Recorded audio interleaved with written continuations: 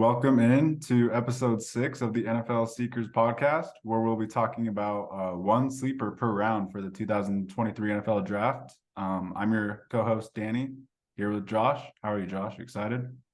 Doing good. Just got back from California. I'm a little red, a little Little burnt, red? but I was in the home of Justin Herbert, so life's good. Yeah, I just got back from the Lynx. I got a little color too, so gotcha. But yeah, Yeah. so today we'll be talking about one sleeper for each round of the NFL draft. We'll each have one, so we'll have 14 total sleepers.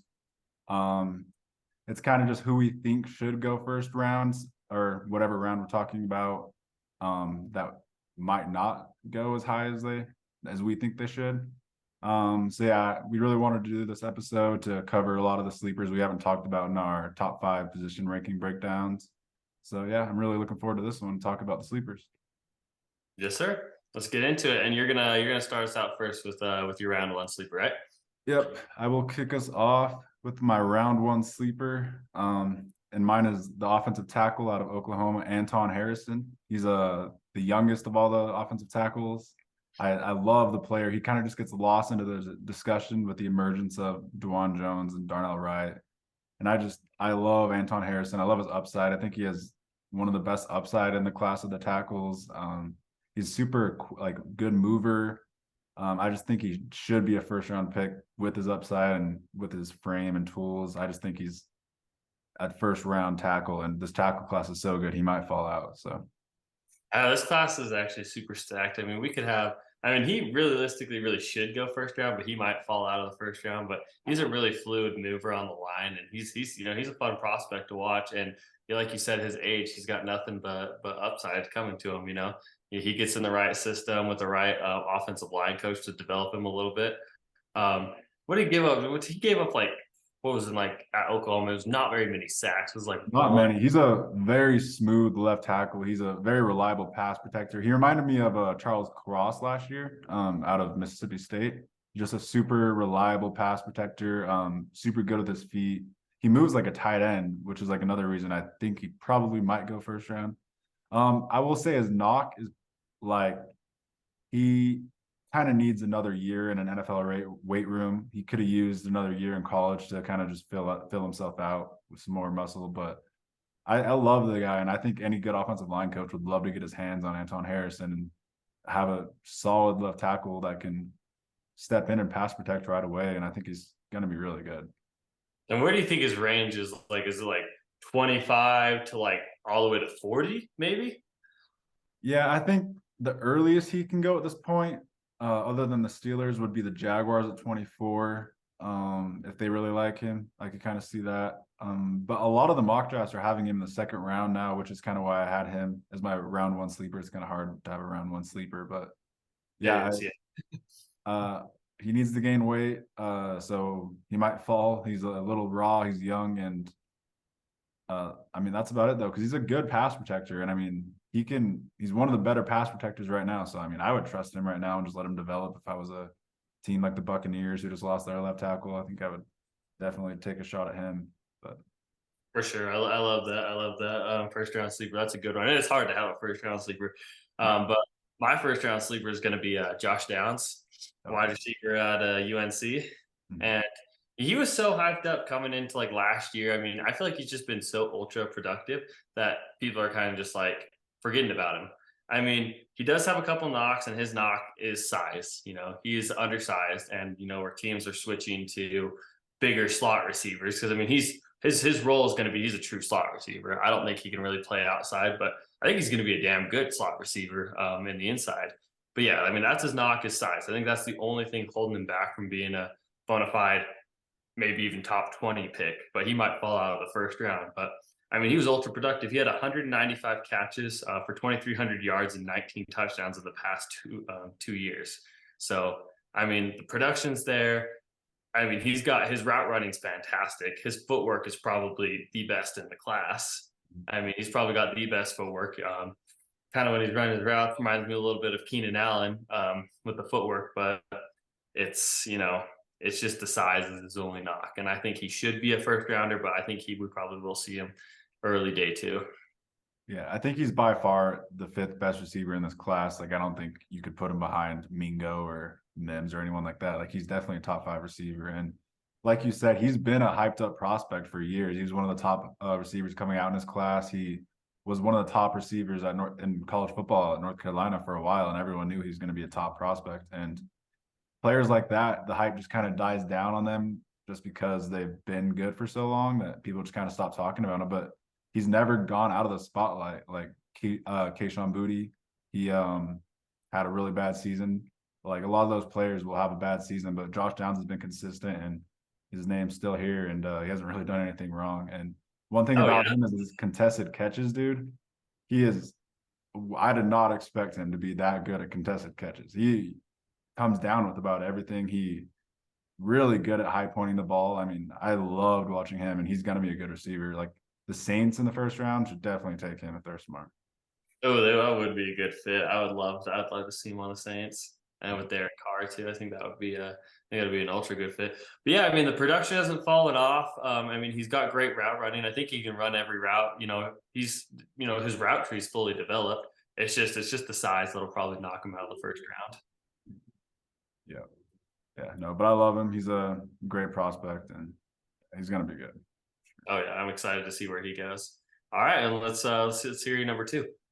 All right, my round two. Oh, sorry, I'll put these on the audio version, but or on the video version. But my round two sleeper is DJ Turner, the corner out of Michigan.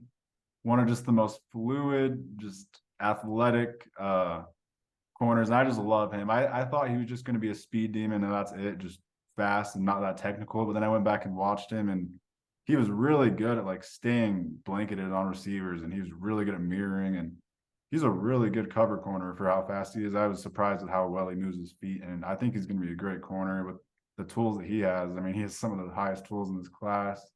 What I did he love ran DJ the Turner. fastest at the combine? I was like a 4.26 or something. Yep, he had a 4.26 at Lightning the speed. combine. He had the fastest time. I mean, and that's when I thought he was just going to be like a speed demon, not very technical, like Kelly Ringo kind of. But he's the opposite of Keely Ringo. He is so good. Like he has lapses in coverage, obviously, but he's super solid from what I've seen. And he has a lot of way to go, but I think he can be pretty good, pretty fast.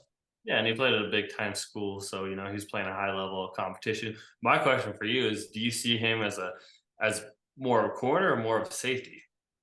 I see him as a corner for sure. I think he can be an outside corner and be good. I mean, he could play free safety for sure. He's the range. He's one of the rangiest guys in this class. But I think he could be a really good outside corner. I think you just try him out there, and if he doesn't work, you can move him to slot or safety. But I think he's going to be a good outside corner. That's why I love him so much. In the second, could be Yeah, a the speed's there. When you got to match up with the Tyreek Hills and Jalen Waddles and stuff on the outside, you need a guy that can run stride for stride with them. And he did it at the highest level of competition at Michigan, and he's a stud. And yeah, he has position versatility. So I mean, if you don't love him at corner, you can put him to safety or even slot, and he'd probably excel there too. So yeah, I like that. I like that sleeper right there. That's a good pick. And I think wasn't he like kind of like I think he's up in round two now, but he was at the beginning of the process, more of like a third, fourth rounder, right? Yeah, he's shot his value up. He could be a first round pick. I wouldn't be too surprised. But yeah, I wanted to get him on here. He's so good. And like you said, it's hard for even people like Waddle to outrun him. Like you can't really separate from him that much because he's just so quick and fast and good at. He's just Oh so yeah, smooth with his movement skills with how fast he is. It's crazy. He does need to be more physical. He could be better in press, but he'll develop that. He's not bad at press. He just needs to be more physical. But I like him a lot. yeah, agreed. Yeah, he's a stud. He's gonna be a stud. My number two, gonna be Auburn's edge, Derek Hall. Okay. Um, he was a little bit underwhelming at Auburn. You kind of wanted to see a little bit more from him. Mhm. But I mean, the dude's built like a Greek god.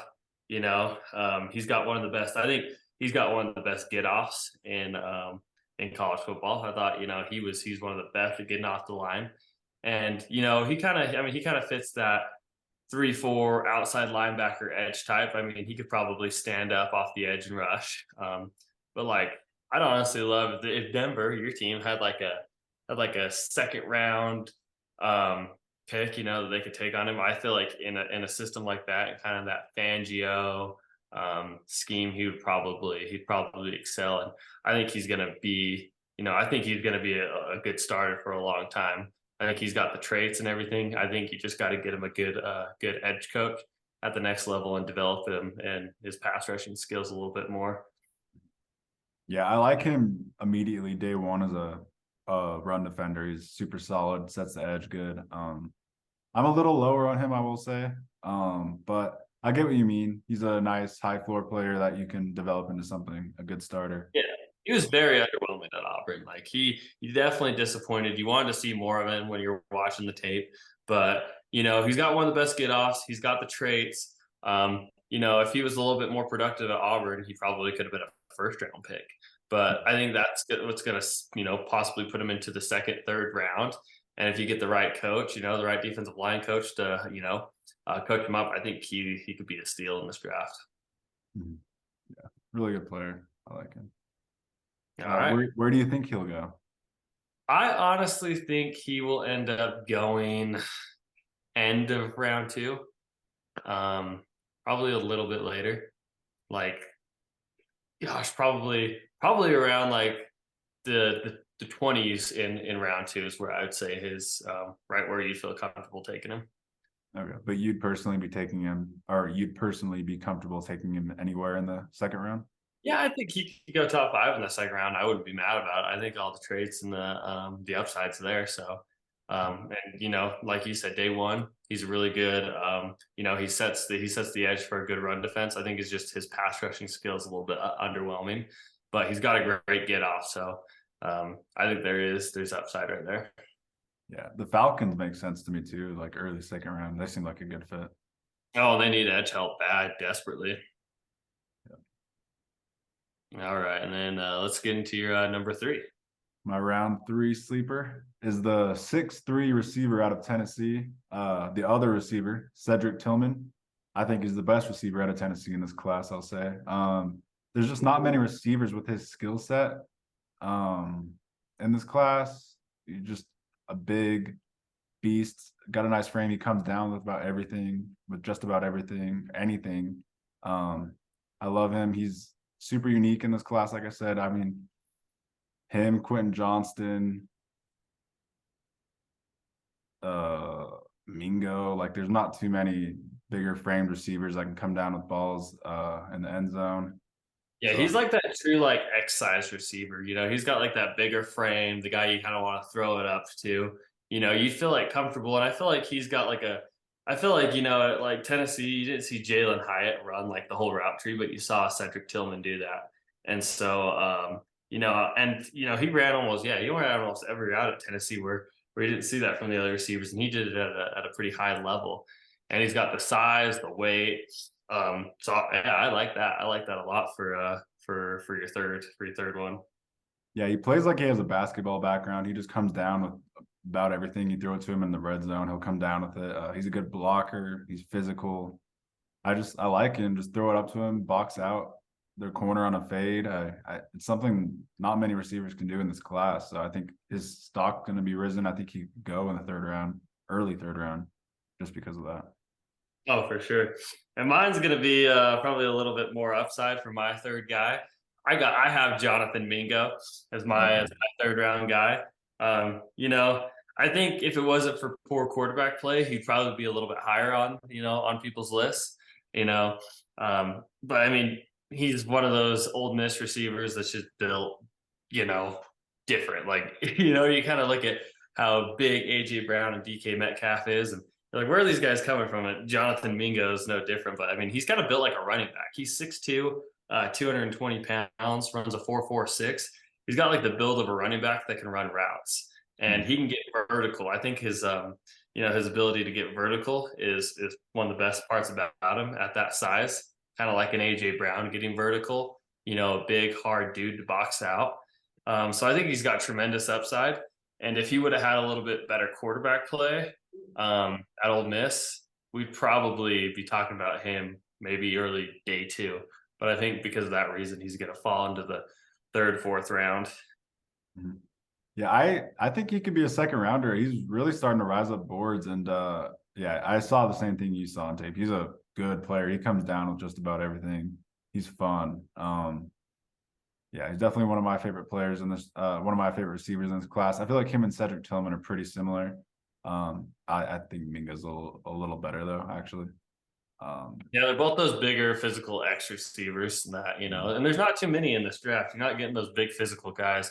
There's a lot of slot receivers, undersized guys. Jordan Addison's 170 pounds. Zay Flowers is tiny. Um, Jackson Smith-Njigba, not too big either. He's more of a slot guy. But you see Mingo and Tillman as your true X receivers, which is huge because I mean that's what everyone's ultimately looking for.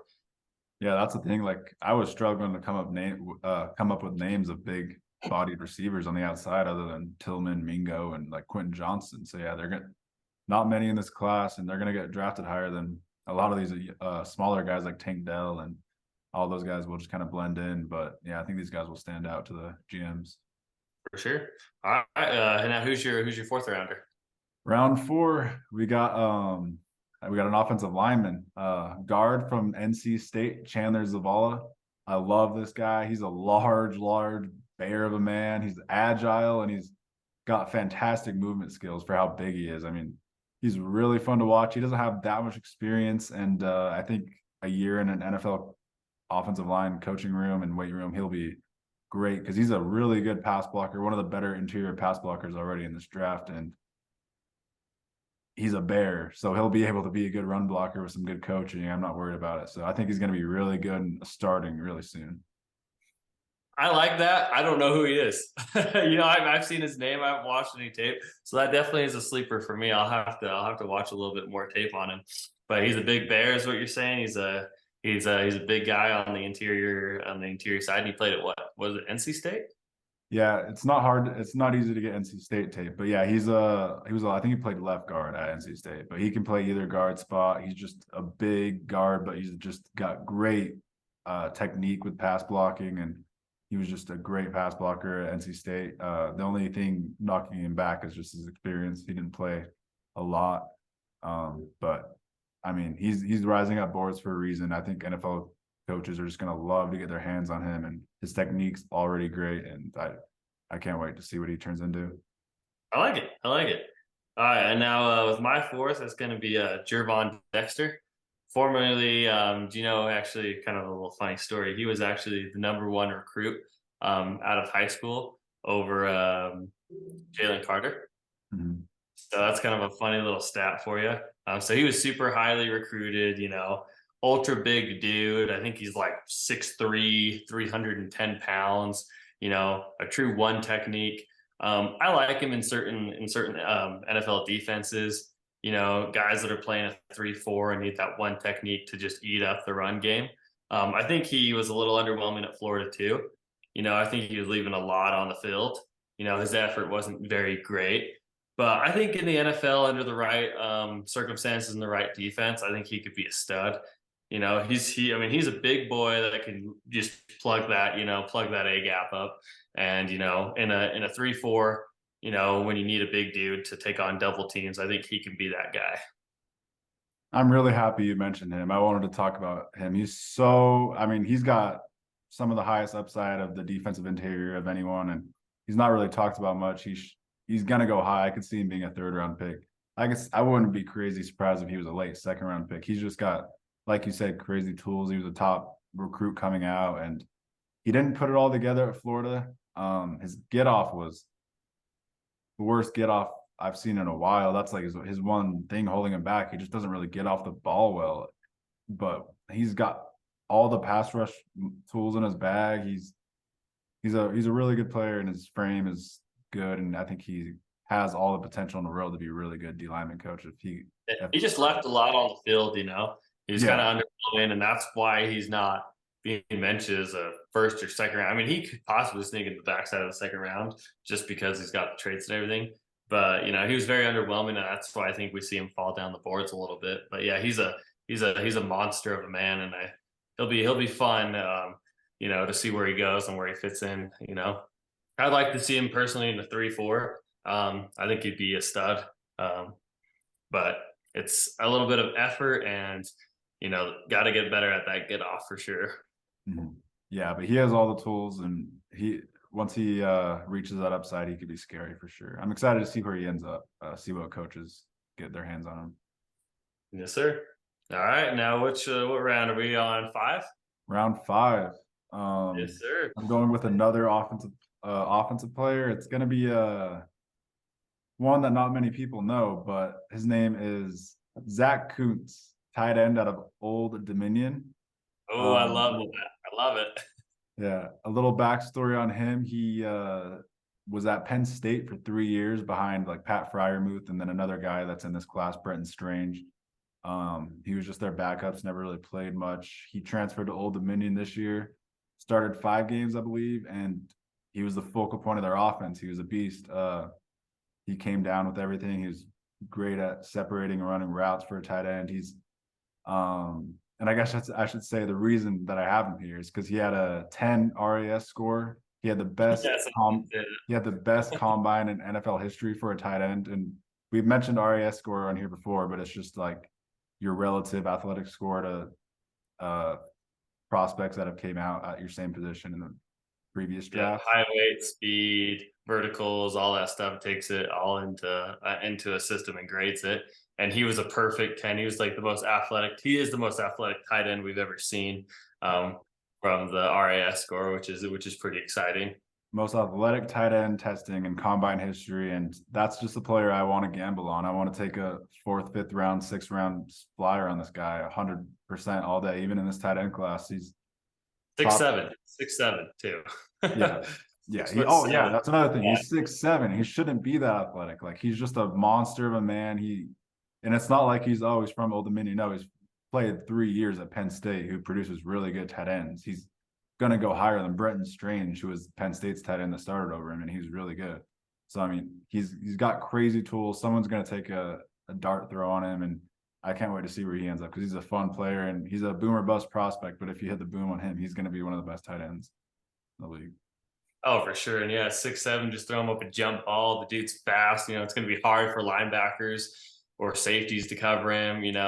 He's too big for corners. I mean, he's an athletic freak. And yeah, I mean, I wouldn't even mind. I wouldn't even be mad if a team took him in the 3rd round because he's just got that much upside.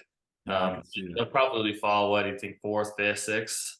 I think he'll be 4th or 5th just because this tight end class is so good that people might wait on some of the tight ends. But yeah, I love the kid.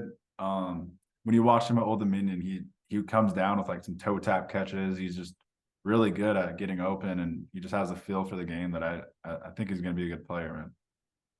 All right. Yeah, I like that. Also, my number 5 is going to be a tight end too, Payne Durham.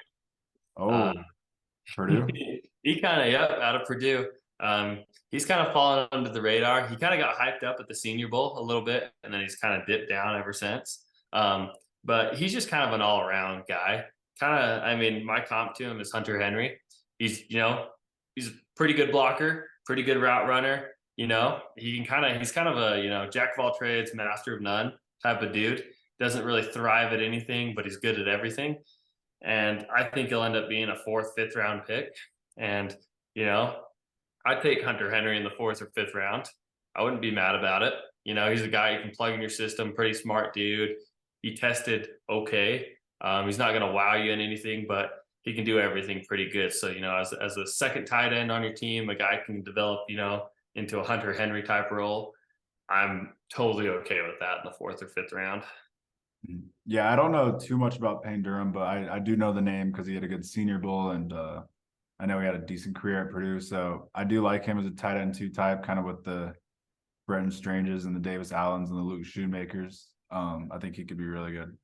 Solid. Yeah, just think of all you need to know is think of Hunter Henry's height, weight, speed, who Hunter Henry is, but maybe like a little worse version of him. But this tight end class is so deep. I mean, if he was in a last year's tight end class, he probably would have been a 3rd round pick. That's true. Yeah. But this tight end class is so deep. You got your so top heavy. Darnell Washington. Tight ends typically, even if you're a really good tight end, you typically don't go in the first round unless you're a freak athlete like Kyle Pitts. You know, it's very rarely a first round tight end pans out too. You know, Mhm. we still haven't even seen Kyle Pitts really hit his full stride yet, but I mean that's partially because of his team. You know, but it's kind of like running back. You don't love to take them in the first round unless they're just freaky athletes. But Payne Durham in any other draft, I'd probably have him as a late second, third round pick. While we're on it, what of those late round tight ends do you really like? Like out of Luke Shoemaker, Durham, Kuntz, Davis I Allen, Brenton Strange. I mean, a I lot of like them. yeah, I like Josh Wiley a lot too. Oh yeah, Uh, at Cincinnati, he's got good height, weight, speed. You know, I wouldn't mind taking a throw in the dark with him. And I really do like Luke Schoonmaker. love him. I think he's one of the better blocking tight ends in this draft. And he's a pretty big guy too. So you know, if you're a team that needs help on I mean, tight end blocking is huge. You know, with the success of your running game. And Schoonmaker is one of the best of them, and he'll probably be a fourth, fifth round pick too. So you know, you can get these studs, you know, in the later rounds. Yeah, he's so solid. I ask you that because I'm a Broncos fan and we have Greg Dulcich, but knowing Sean Payton, he'll probably draft a tight end. So I want to know who they're going to compliment him with. Josh Wiley, I could really see Josh Wiley. I'd like that a lot. I could see Wiley. I want Shoemaker. I think that'll be perfect. He kind of seems like a Bronco. But yeah, I like Wiley. He's a good all around athlete too. Yep. All right, now let's get into who's your sixth guy. Go to round 6. Surprise! I have another offensive player. That is Raheem Jarrett, the receiver out of Maryland. I don't know exactly how tall he is. He's a little undersized. I think he's 6 foot tall, but that's kind of why he's in the 6th round range. He was a 5-star receiver coming out of high school. He was a number 4 receiver in his class, and number 5 happened to be Jackson Smith and Jigba. So he was a really highly touted prospect, highly touted athlete. He was a track and field star. He's just explosive in the slot. You put him in the slot, have him do a slant, have him go in motion. He's electric. You can put him in the backfield. He ran some nice wheel routes out of the backfield for touchdowns. You just put him in motion. He's gonna scare the defense. And I can't believe I'm saying Raheem Jarrett's a 6th-round pick. I mean, he's a really good player. I've known of this guy since he was in high school. He's a highly regarded athlete, and I watched every Big Ten game pretty much last year. He was great against Ohio State. They lost by a lot, but he was great against Penn State in their first game of the season. He had like 2 touchdowns at the very beginning of the Penn State game in the first game. He's a explosive player, and I think he could be a really exciting, versatile player for someone in the 6th round. I mean, it's crazy. I would get him 100% of the time in the 6th round as a kick returner, as a nice gadget player, a slot, a wide receiver 4, a role player. Like, I feel like he can bring a lot to a team for a 6th-round pick that most receivers can't.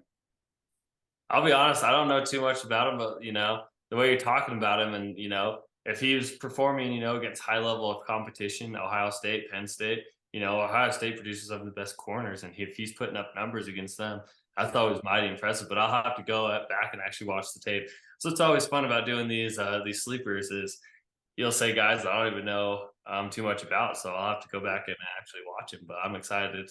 Raheem Jarrett, right? Yeah. Yeah, all right, I'm excited to watch him. He sounds like a stud.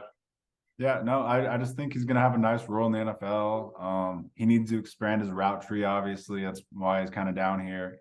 But he can beat press with his quickness. He's just got some really quick twitch, hard to tackle. He's just a really good little solid slot receiver that I think's pretty reliable, and I'd definitely take here. He reminds me of like a less developed Zay Flowers, like a little bit less as good in route running and a little bit less good hand, just a little bit less of Zay Flowers. But he reminds me of Zay Flowers when I watch him. He's a really good slot receiver and a good athlete, so I like him a lot. I like it. I like it. All right, my And six. Tua Tagovailoa's brother, Talia, loved this guy. He threw to him every chance he got. Every 3rd down, every time he could, he threw it to Raheem. Forgot too. His brother plays plays for Maryland. He's not as good, but No, he's not. He's pretty bad. I didn't say it. All right. Well, my guy. We'll talk about him next year's draft class. Yeah. Maybe. Maybe if he's in the conversation. Well, my sixth guy, he probably I see him. I just had to throw him on my list. I had a few guys I just need to throw on the list, even though he's probably going to go higher than the sixth round. Like he'll probably be fourth or fifth. But it's I don't know if you've ever heard of him. He's an offensive lineman, Ricky Stromberg. Oh yeah. Yeah. Arkansas, right? Yes, sir. Yep, he's an absolute stud. So he started all 3 years for Arkansas. You know, he was the actually the guy on the line. You know, most centers are the ones directing traffic and calling out what they see from the defense.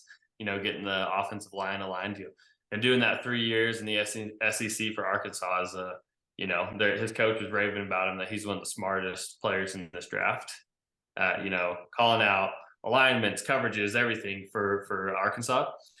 But I mean, he gave up 0 sacks last year, which was pretty impressive, along with 0 hits while posting an 83 pass grade and a 77 run grade. And, for a guy who's probably going to go in the fourth or fifth round, I think he's going to be an absolute stud. Kind of a little bit more of a mean guy, a little bit of a brawler, that Arkansas mentality, but a 3-year starter in the SEC playing center, knows his alignment, knows his calls. I'd love to take that any day for an offense, especially one with a young quarterback that needs help. Kind of one of the smartest centers in the NFL, Corey Linsley. I think you watch Justin Herbert under center with a different, center when Corey Linsley was hurt, and it's a completely different offense. It just tells you how much a guy that knows what's going on and can call out the defensive alignments and get his guys lined up and communicate is a huge thing. Yeah, and he does have a really high floor, like you said. If you're picking around this range and you need someone that can play pretty quick, he can. He's really smart, like you said. He's demanding the offense, but yeah, I love his floor at this range of the draft. To just take him and play him, he'd probably be the Broncos' best center. So I think he'd be a day one center on most teams. And he only gave up. He got better. It's kind of fun to see his grades every year because he improved every single year. He gave up 3 sacks his entire college career. 2 of them were his first year, 1 his second year, and then 0 in his final year, with 0 hits too. And that's ultra impressive to me. And that's the kind of guy you want to take a gamble on. In those fourth, fifth rounds, because he has the upside to be a starting center. That's super impressive, especially considering their quarterback was a running quarterback, so usually give up a little bit more sacks. So that's crazy. But yeah, like you said, super great floor. I would take him 100% around this range. Obviously, he's down here because his athletic tools aren't crazy. He's not the best mover, but he's just a super solid guard. And when you're drafting in this range, you take one because he's played good against really good competition. Obviously, no sacks allowed in the SEC is pretty ridiculous. So yeah, while being the signal caller for the line, which that experience is next to none for a guy who's going into the NFL. Yeah, it's super valuable. Yeah. All right, now who's your last guy? Oh, my last guy. I don't know if you know him, but he's starting to get talked about a lot more lately. That is Marte Mapu, the linebacker slash safety slash slot. Sacramento? Sacramento State. Yeah, I don't know too much about him. I haven't watched linebacker tape out of Sacramento, but I've definitely heard people talking about him. Yeah, it's mostly just highlight reels out of Sacramento State, but no, he won the Big Sky Defensive Player of the Year last year, playing linebacker, safety, slot corner. He's a ridiculous athlete. He's a ridiculous defensive weapon. I would love to take him for just about any scheme to play at linebacker, have an athletic tight end racer, put him at safety, put him in the box. He played great there. He played most of the snaps last year in slot corner, so he's just ridiculously freaking versatile. He's a big guy. He probably projects as a cover linebacker. I think that's where he'll be drafted to play. I feel like that's the most valuable of those positions, but yeah, he played all 3 positions. He's really good at stopping the run. He's a great tackler. He's aggressive. He goes up and tackles at the line of scrimmage. He's good. Just a super natural athlete on defense. He's natural at linebacker when he played there. He's natural at safety, natural at corner. I mean, he kind of started making a name for himself when he went to the Senior Bowl. And there's not many guys from Sacramento State, and he balled out there. He looked super natural, got a few picks at safety, at linebacker. He just looked natural. And a lot of the coaches had him play linebacker, so I think that's probably where he'll be drafted to play. But I just love Marte Mapu. Every mock draft I do for teams or every 7-round mock draft, I take Marte Mapu for a team. He's just a really fun player that I think fans will love. Yeah, I love the story too, and coming out of Sacramento. I didn't even know Sacramento had a college team. Sacramento State. Yeah. So I thought that was pretty funny. I heard about him on one of my other podcasts. I haven't watched any film on him, but he sounds like an intriguing prospect. And like you said, when he's played, corner safety at Sacramento State, you probably want him as a linebacker because he probably is not as good of an athlete as these, D1 corners coming out of LSU and stuff. He probably doesn't have that true elite speed, but you put him in a linebacker, a guy who can cover, and that's what teams are shifting to, that hybrid role. So I like it. Yeah, and if he's going this late in the draft, I'm throwing a dart at that guy every time, because I mean that's just something valuable that a defense could use, and all defensive coaches love versatile weapons. So I love that. Every year, somebody comes out of a school you never even heard of that ends up being a stud. I mean, Austin Eckler came out of Western Colorado as an undrafted, guy, and he's one of the best running backs in the NFL. So, yeah, I mean, he plays like Kyle Duggar, both from small schools, so you never know, man. All right, and my number 7, he's an underwhelming guy, I'll be honest, but I like his ability to translate it to the NFL. But Travis Dye, running back from USC, he tested awful. I mean, it was horrible. I mean, his vertical was like 22. It's like, dude, I can get like a 36 vertical. Maybe not that high, but his vertical was horrible. He ran slow, which really dropped his stock. But the way he runned and the tape I watched at USC, I really, really, really liked him. And tape doesn't lie. I know people can underperform, but the tape doesn't lie. And his patience at running back when he was taking the handoffs and waiting for the holes to open was reminding me of Le'Veon Bell. I mean, he's not Le'Veon Bell, not even close to the athlete Le'Veon Bell was, but like the way, he was patient, waiting for the gaps to open. He was good in pass protection. His hands are okay. But for a guy that's probably going to go 7th round or undrafted, I don't mind it. He's a good kid. He has a brother in the NFL, but I think it's in the right team too. Like a Minnesota, I'd really like to see him on a team like that. They can kind of sit behind and then get those occasional 4 or 5 carries a game. I think he'd be a stud. Yeah. Do you remember him in that Pac-12 championship game a few years ago at Oregon, where he pretty much single-handedly beat Utah? I watched that. He just Dude, had like 5 rushing touchdowns up the middle. Yeah. Tell me his patience just isn't next to none when he's running the ball. I mean, it's amazing. You rarely see guys, with the patience to wait for the gap to open. You just see this guy just hit the hole. But I mean, his patience was what impressed me the most. And yeah, that game against Utah, he scored 5. Was it 5 touchdowns? It was something like that, 4 or 5. He was going. He had like 300 yards. It was crazy. He's a good player. I mean, yeah, I get what you mean. He's a really patient runner, and he's a good, solid back. But yeah, when you said Travis Dye's name, it kind of just gave me PTSD, because I just remember that Pac-12 championship game, and he was ridiculous. But yeah, he's been a really productive player. He was good for USC even this year.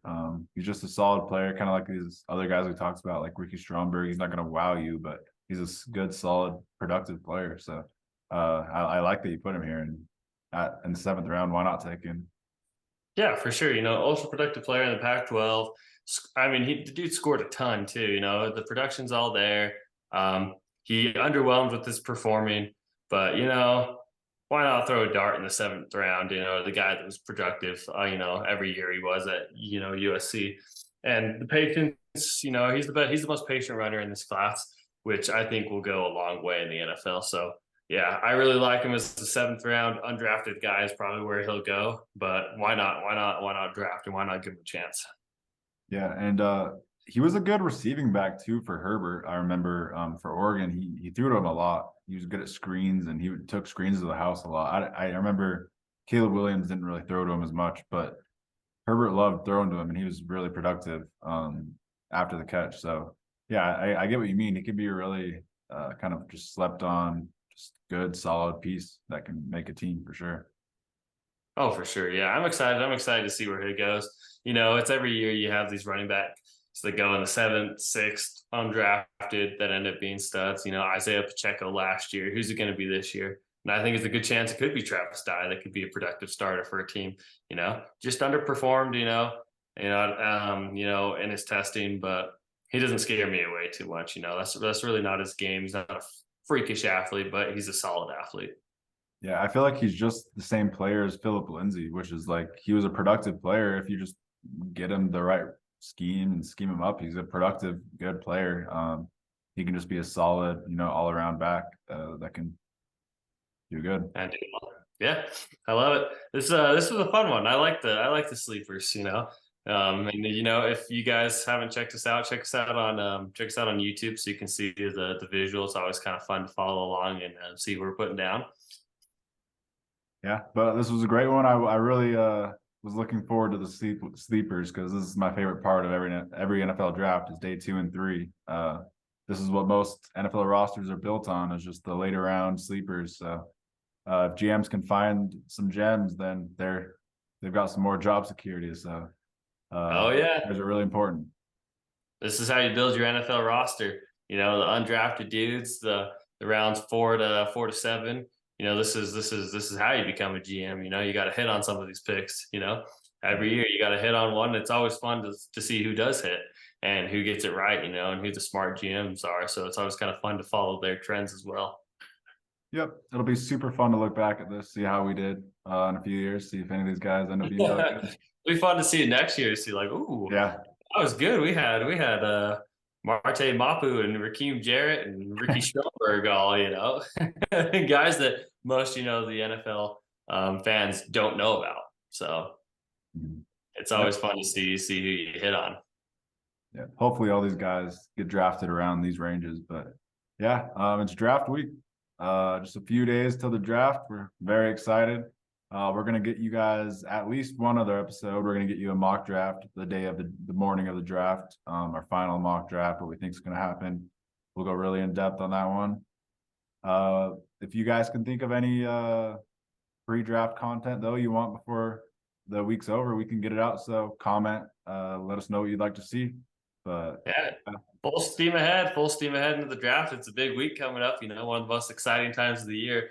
You know, this is it's probably my, other outside of the season. This is my favorite time of the year. It's the most exciting. It's fun to see who your teams get. You know, these late round guys to do your homework on them. But yeah, no, full steam ahead into the draft. And yeah, if anyone has any videos or any requests, we're here all week till the draft, and we want to get as much content out. So comment, let us know what you'd like to see. yep, make sure to check NFL Seekers podcast out. Spotify, Apple, YouTube, anywhere. We're there. And yeah, we'll have a few reaction podcasts after the draft this week as well. Yes, But sir. yeah, with that one, thank you guys for tuning in. Peace. Sure. Bye bye.